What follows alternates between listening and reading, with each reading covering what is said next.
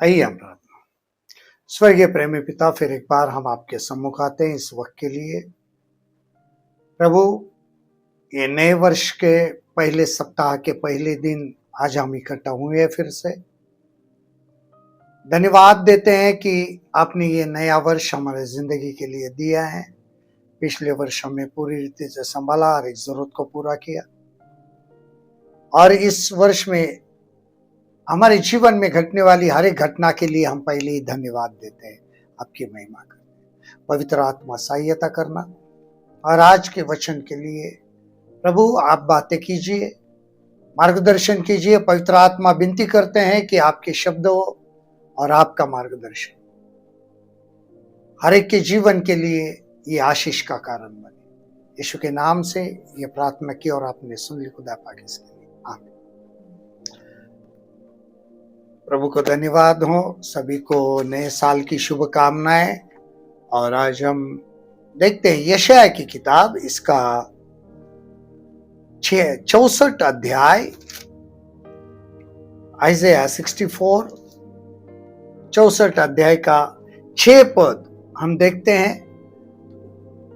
हम तो सब के सब अशुद्ध मनुष्य के से है, और हमारे धर्म के काम सब के सब मैले चिथड़ों के समान है। हम सब के सब पत्ते के समान मुरझा जाते हैं, और हमारे अधर्म के कामों ने हमें वायु के समान उड़ा दिया है। आज हम जो यहाँ पर शब्द लेने जा रहे हैं वो है महिला, यानी ग्रब्स। यहाँ कुछ महिलाएं जिसके पीछे प्रभु के लोग हैं। Here are some grubs which the Lord's people are after।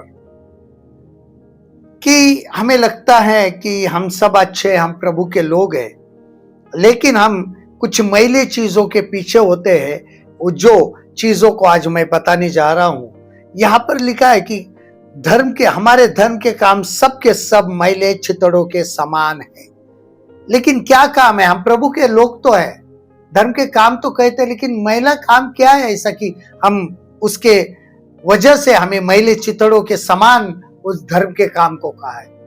किस वजह से हम वो मैले हो चुके हैं? तो नंबर 1, लालच का भुक्कड़ मैला, यानी द वॉरियस ग्रब कॉवर्टनेस। उत्पत्ति की किताब 13 अध्याय 10 और 11। उत्पत्ति की किताब 13 अध्याय 10 और 11 देखिए। तब लूत ने आंख उठाकर यरदन नदी के पास वाली सारी तराई को देखा कि वह सींची हुई है। जब तक यहोवा ने सदोम और अमोरा का नष्ट न किया था, तब तक सोर के मार्ग तक वह तराई यहोवा की वाटिका और मिस्र देश के समान उपजाऊ थी। इसलिए लूत अपने लिए यरदन की सारी तराई को चुन के पूर्व की ओर चला, और वे एक दूसरे से अलग हो गए। यहाँ पर देखते हैं लालच का भुक्कड़ मैला, कि आज प्रभु के लोग तो हैं, लेकिन लूत के समान सब चीजों का लालच रखते हैं। लूत ने जब सदम और अमोरा को देखा तो उसको बहुत अच्छा लगा। बहुत तराई खूबसूरत थी, हरी भरी थी। यहाँ पे लिखा है कि वह यहोवा की वाटिका जैसी थी। कितनी खूबसूरत होगा वो! जब तक सदोम और अमोरा का नष्ट नहीं किया था, इतना खूबसूरत था। और उसी को देखकर कि उसके मन में लालच आया, और वो एक किस्म का महिला होता है कि आज भी प्रभु के लोग ऐसे लालच रखते हैं। इन चीजों का लालच रखते हैं, वस्तुओं का लालच रखते हैं, और यही कारण है कि हमारी धार्मिकता मैली हो जाती है, और फिर हमारी धार्मिकता मैले चिथड़ों के समान है। ये वो महिला है जो हमारी धार्मिकता को मैला कर देता है, और वो चिथड़ों के समान हो जाती है। क्योंकि ये लालच जो है बहुत बुरी बला है, और प्रभु के लोगों में ये लालच नहीं चाहिए, बिल्कुल नहीं चाहिए। ये ऐसा हो, मेरा वैसा हो, नहीं है। जो चीजें प्रभु देता है वो हमारे लिए आशीष की होती। लेकिन जब हम और चीजों का, जैसे कि ये लालच किसने रखा? लूत ने रखा, उसका नतीजा हम सभी को मालूम है आगे चलकर क्या हुआ है। हमारा भी एक दिन जीवन ऐसा ही लूत के समान बनेगा, जहां पर रह रहे कि लालच रखेंगे, इन चीजों को प्राप्त करेंगे, लेकिन एक न एक दिन उस जैसे सदोम और अमोर का नाश हुआ, उसका नाश हो जाएगा। उसके वजह से वहां पे जो बुराई थी वो हम देख नहीं पाते हैं। इसके लिए लालच के अंदर जो बुराई है उसको जब हम देखेंगे तो हम ये लालच का मैला धर्म में शामिल नहीं करेंगे, धार्मिकता में शामिल नहीं करेंगे। यह पहला लालच मैल है। दूसरा, ईर्ष्या का कीचड़ मैला, the slimy grub of jealousy. देखिए लुका 9:46, लुक 9:46, लुका की इंजिल इसका 9 अध्याय का 46 पद जब हम देखते हैं तो हमारे लिए बहुत खूबसूरत। फिर उनमें यह विवाद होने लगा कि हम में बड़ा कौन है। ईर्ष्या, आज वही चल रहा है, कंपटीशन चल रही है, ईर्ष्या, जेलसी। कलीसिया किसी की बढ़ रही, बढ़ने दो, उसकी बढ़ रही तो हम क्यों लालच करें। विश्वासियों के अंदर भी ये ईर्ष्या होती है। अगर कोई आत्मिक जीवन में बढ़ रहा है, उसके वरदान काम कर रहे हैं, वरदानों में बढ़ रहा है, तो ईर्ष्या आ जाती है और ये एक किस्म का मैल है। हम कलीसिया के एक दूसरे के अंग है, शरीर है, और एक शरीर, हमारा शरीर, हमारे शरीर के अंग एक दूसरे से ईर्ष्या कभी नहीं करते। दाहिना हाथ बाएं हाथ की ईर्ष्या कभी नहीं करता है, आंख कान की ईर्ष्या कभी नहीं करता है, लेकिन हम तो ईर्ष्या करते हैं। और ये ईर्ष्या का मैला कीचड़ है। कीचड़ कहां है? यहां पर क्या है? कीचड़ है, स्लिमी ग्रब, जिसमें लोग धस जाते हैं, फंस जाते हैं। कीचड़ में इंसान अगर फंस गया तो निकलना मुश्किल हो जाता है। जितना वो उसको निकालने की कोशिश करेगा उतना उसमें डूब जाता है। और ये ईर्ष्या का कीचड़ मैला है, मैला कीचड़ जो प्रभु के लोगों में है। वो हम में बड़ा कौन है? हर एक कंपटीशन में लगा है। आज हमारे जीवन में क्या चल रहा है? हम मसीह लोग क्या कर रहे हैं? प्रभु के अंदर तो ईर्ष्या थी नहीं। ईर्ष्या का नतीजा यह था कि शैतान, लूसीफर जो स्वर्गदूत था, वो शैतान बन गया। ईर्ष्या की वजह से ही बना। प्रभु के जैसे बनने की कोशिश की। और ये आज हमारे जीवन में क्यों हो रहा है? ये मैला कीचड़ है जिसमें हम धस जाते हैं। इसमें हमें सावधान रहना जरूरी है कि हम ईर्ष्या के कीचड़ से बाहर आ जाए। प्रभु को हाथ दे, प्रभु निकालने वाला है। हम अपने आप नहीं निकल सकते, निकालेंगे तो प्रभु को हाथ दो, प्रभु आराम के साथ हमें निकाल देता है। ये दूसरा कीचड़ मैला है। तीसरा, घमंड का काला मैला, the black grub of pride. दूसरा इतिहास 26:16, सेकेंड क्रॉनिकल 26:16।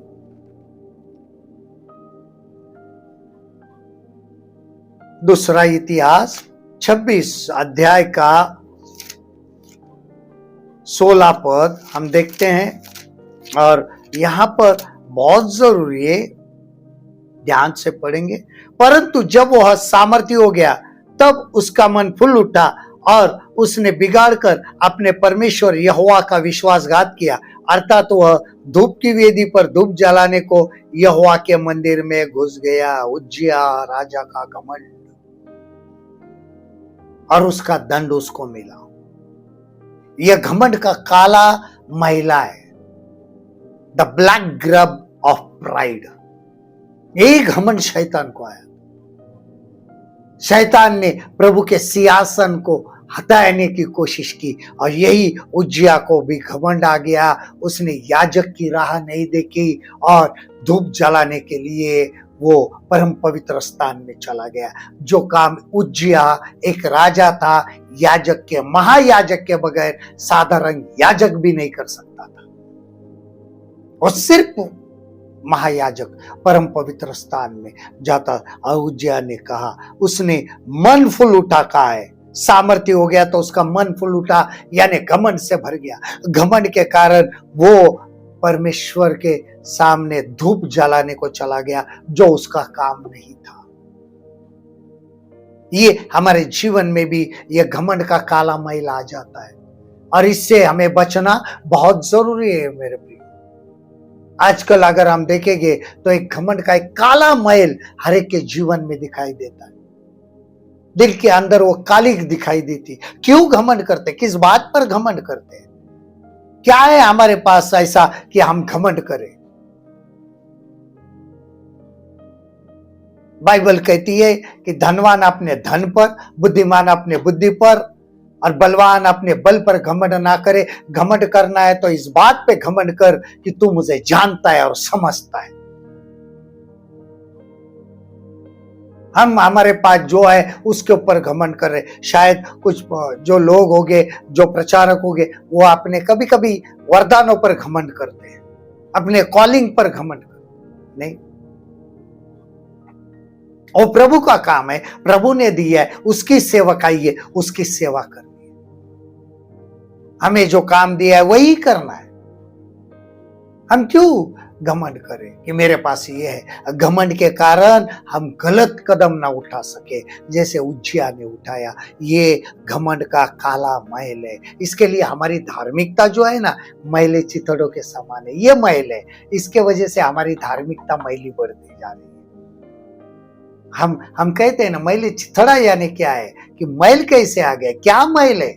हम धार्मिक तो है, धर्मी तो है, लेकिन मैले भी है। ये मैले प्रभु के लोगों में कि हमारे अंदर घमंड का काला मैल भी है। उसके बाद में समझौते का बदलने वाला मैला, the changing grub of compromise. दूसरा राजा 5:18, सेकेंड किंग 5:18। दूसरा राजा 5 अध्याय का 18 पद हम देखते हैं।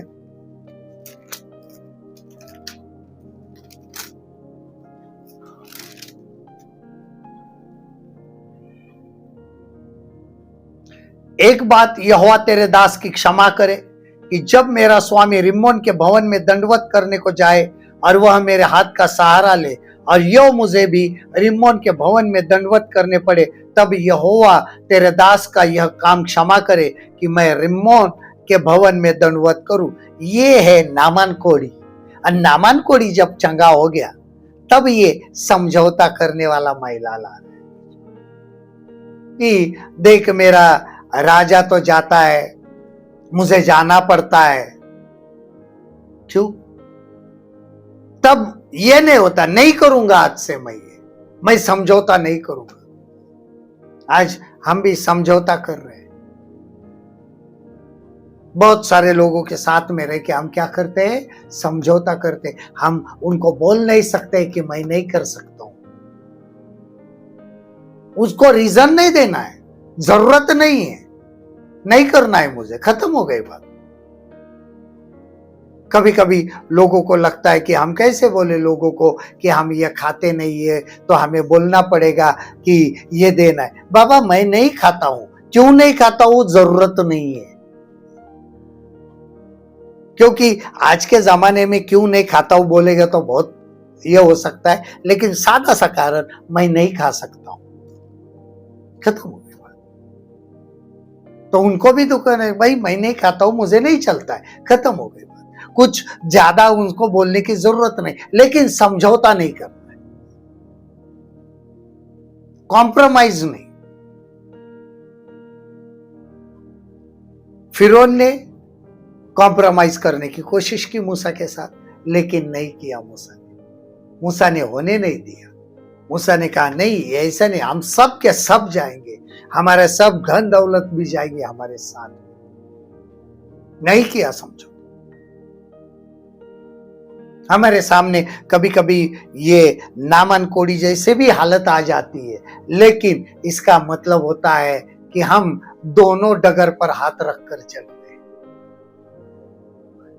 पूरी रीति से प्रभु में समर्पित नहीं है। इसके लिए समर्पित न होने के कारण हमारे अंदर समझौते का मैल है, और ये समझौते का मैल हमें उनके साथ में बुराई करने के लिए क्या करता है? उकसाता है। क्यों करें हम कॉम्प्रोमाइज? हमारे अंदर वो होना चाहिए, नहीं मतलब नहीं, खत्म हो गई बात। उसके लिए कोई भी कॉम्प्रोमाइज करने की जरूरत नहीं। मैं नहीं करूंगा मतलब नहीं करूंगा, मुझे नहीं करना है।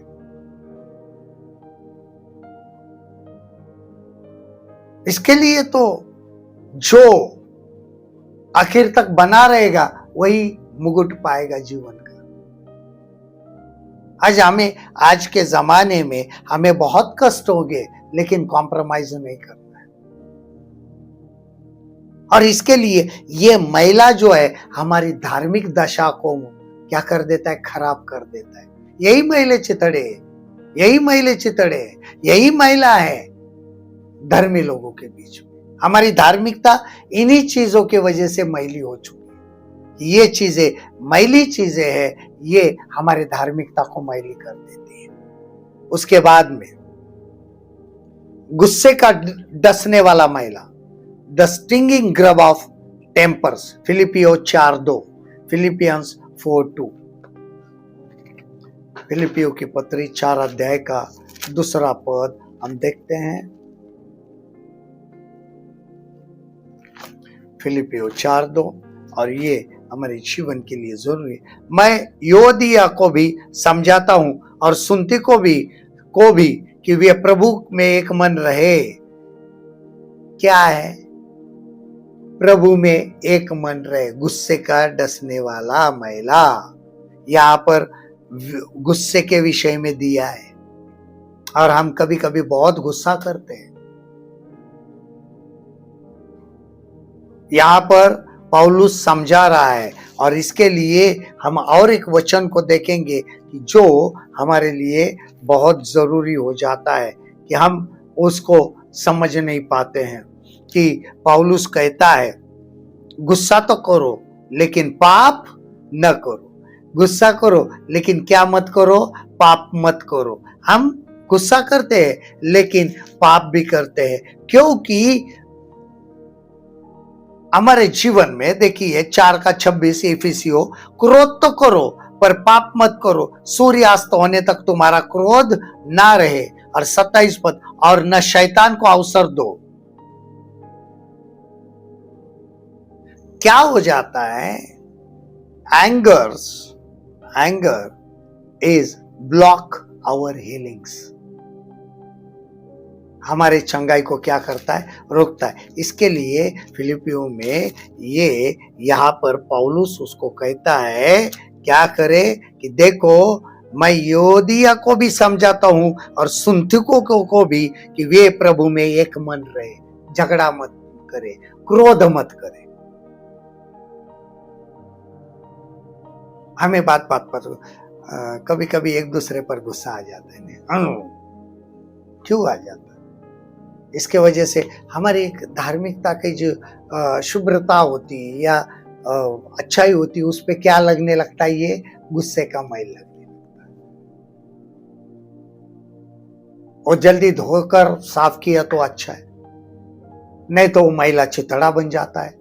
वह हमारी धार्मिकता मैले चितड़े के समान हो जाती है। इसके लिए हमें यहाँ पर गुस्से का डसने वाला महिला जो है वो बहुत आजकल हमें दिखाई देता है कि लोग एक दूसरे में, कलीसिया में बहुत जल्दी गुस्सा करते हैं, एक दूसरे के ऊपर गुस्सा करते हैं। यहाँ पे लिखे गुस्सा करो लेकिन पाप मत करो और शैतान को अवसर मत दो।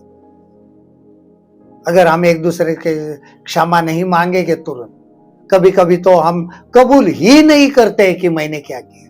दूसरों के ऊपर दोष मरते हैं, उसके ऊपर रुबाब करते हैं, नहीं तूने ही किया है। मत करो ये चीज, ये हमारे जीवन को शोभा नहीं देती, हमारी धार्मिकता को मैला कर देती है ये चीज। उसके बाद नंबर 6 हम देखते हैं सांसारिक संगति के दूषित करने वाला महिला, the contaminating grub of worldly companionship. और ये दूसरा इतिहास 18:1, दूसरा इतिहास 18 अध्याय का पहला वचन, 2 क्रॉनिकल 18:1। यहोशापात बड़ा धनवान और ऐश्वर्यवान हो गया और उसने अहाब के घराने के साथ विवाह संबंध स्थापित किया। देखिए क्या हुआ, सांसारिकता, सांसारिक लोगों के साथ में कंपेनियनशिप, दोस्ती, मित्रता, सांसारिक संगति। यहां पर विवाह के विषय में भी है, मित्रता के विषय में भी है। और मित्रता आगे चलकर विवाह में तब्दील होती है। और यही मित्रता अगर जो सांसारिक लोग हैं उनके साथ रहेगी तो हम उनके साथ विवाह करके हमारे घर में जो पवित्र वातावरण होता है उसमें सांसारिकता लेके आते हैं। बाइबल सीधा कहती है संसार से मित्रता परमेश्वर से बैर है। संसार से मित्रता, सांसारिक चीजों से मित्रता, सांसारिक लोगों से मित्रता। हालांकि हमारे जीवन से ऐसे होना चाहिए कि सांसारिक लोग बदलने चाहिए, लेकिन जब हम उनके संगति में उठते हैं और बैठते हैं, उनके साथ में उठना बैठना, उनका बदलना असंभव है। लेकिन लोग कभी कभी उदाहरण देते, प्रभु भी ऐसे लोगों के साथ में उठता बैठता था, लेकिन उसके साथ रहने से लोग बदल भी गए। वो नहीं सांसारिक हो गया, सांसारिक लोग उसके जैसे हो गए थे, ये याद रखो। लेकिन आज हम सांसारिक लोगों के जैसे होते हैं और हमारी धार्मिकता मैली हो जाती है। उसका उदाहरण देने से पहले वो जो वहां पे घटी हुई घटना है उसको भी देख लेना है कि उसके संपर्क में आने से ही लोग बदल जाते थे। वो नहीं बदलता था, लोग बदलते थे।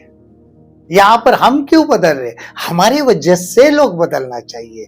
और जब हम बदल नहीं सकते, हमारी वजह से बदल नहीं सकते, तो इसका मतलब होता है कि हम ही उनके साथ में उनके जैसे रहते, इसके लिए वो नहीं बदलते। इसका वही कारण है कि चलो भाई तू भी रहता है ना मेरे साथ, तू भी वैसा है ना, तो मैं क्यों बदलूं, चलो दोनों मिलकर ऐसे करें।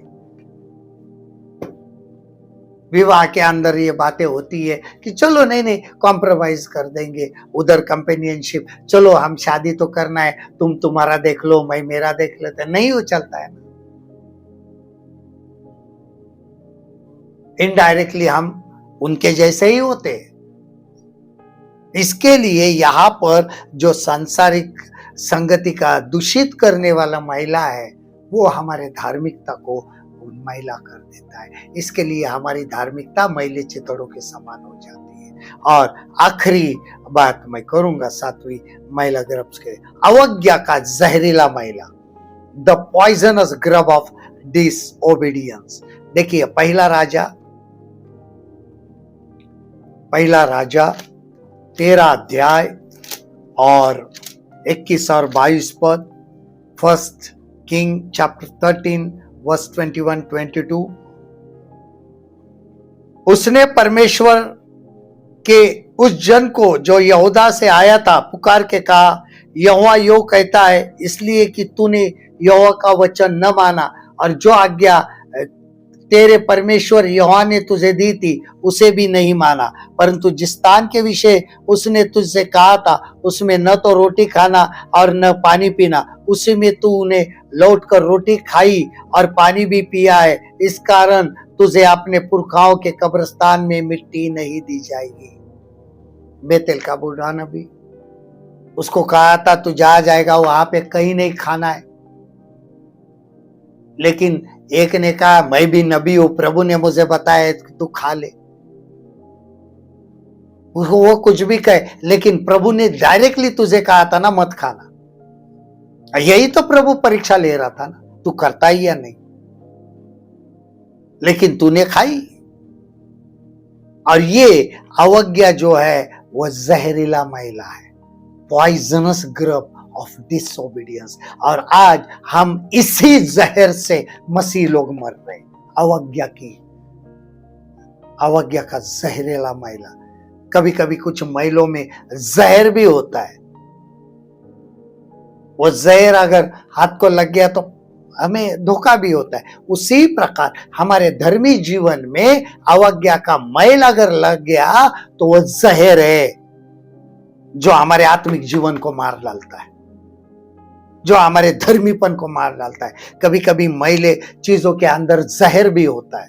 उसी प्रकार अवज्ञा ऐसा मैल है जिसके अंदर जहर है, जिसके वजह से हमारा आत्मिक जीवन नष्ट हो जाता है।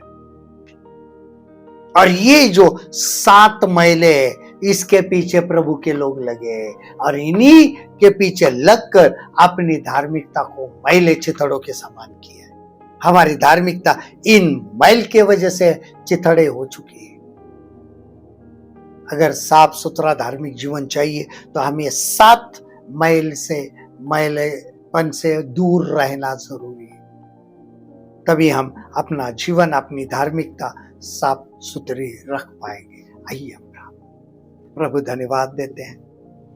हम चाहते हैं प्रभु कि हम इन मैले चीजों से दूर रहें। हमें धोकर साफ करना, शुद्ध करना। जो भी ऐसी गंदी चीज है, नासरी यीशु के लहू से जलकर राख होकर निकल जाए और प्रभु आपके लहू में साफ सुथरे हो जाए। आपका लहू डाल दीजिए। और प्रभु जी, आपने ऐसा अनुग्रह किया, धन्यवाद देते। इस वक्त जो भी देख रहे हैं उन सभी के ऊपर आपका लहू बहे और हमें ये 7 मैलेपन से अलग किया जाए। प्रभु जी, आपने ऐसा अनुग्रह किया, धन्यवाद देते। जो भी हो आपकी यीशु के नाम से ये दुआ किया और आपने सुन ली। खुदा पाक इसके लिए आमीन।